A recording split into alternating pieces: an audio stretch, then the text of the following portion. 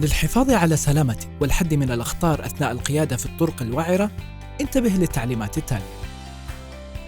احرص على ربط حزام الأمان. تجنب الانعطاف الحاد لتفادي انقلاب السيارة. احذر من الانعطاف وضغط الفرامل بشكل مفاجئ عند وجود أمتعة على السقف. خفض السرعة في المناطق التي تهب فيها الرياح بشكل عمودي.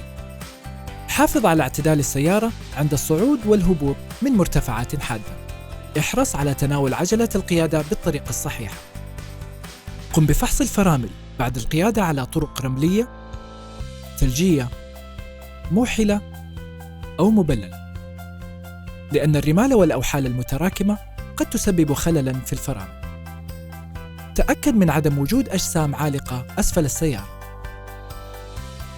قبل القيادة عبر الماء، تحقق من صلابة القاع.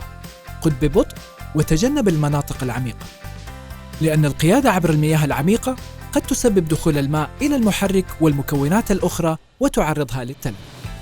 من الضروري صيانة السيارة بعد القيادة في الطرق الوعرة أو الموحلة أو المبللة.